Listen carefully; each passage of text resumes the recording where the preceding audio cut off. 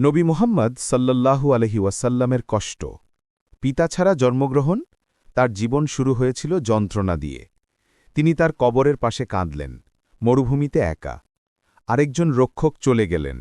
তার হৃদয় আরেকটি ক্ষত ক্ষুধার দিন তবুও একবারও অভিযোগ করেননি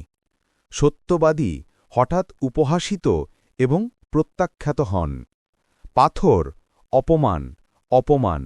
তবুও তিনি তাদের ক্ষমা করে দেন তার গলায় দড়ি কিন্তু রাগের একটিও শব্দ নয় তিনি তার অনুসারীদের রক্তাক্ত হতে দেখেছিলেন কারণ তিনি বলেছিলেন আল্লাহ এক শিশুরা তাকে পাথর মেরেছিল যতক্ষণ না রক্তে জুতো ভরে যায় তিনি তার স্ত্রী এবং চাচাকে হারিয়েছিলেন দুই শক্তিশালী সমর্থক ক্ষুধা এত তীব্র পাতা এবং ঘাস খাদ্য হয়ে ওঠে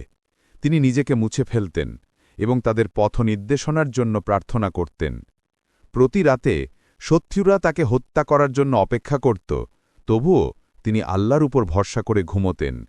তিনি চিরতরে তার ঘর ছেড়ে চলে যেতেন অশ্রু এবং বিশ্বাস নিয়ে তিনি চিরতরে তার ঘর ছেড়ে চলে যেতেন উহুদের যুদ্ধে তার মুখ রক্তাক্ত হয়ে উঠল তবুও তিনি বললেন হে আল্লাহ তাদের ক্ষমা করো তিনি কাঁপতে কাঁপতে হাতে তার মেয়েদের কবরে শুইয়ে দিলেন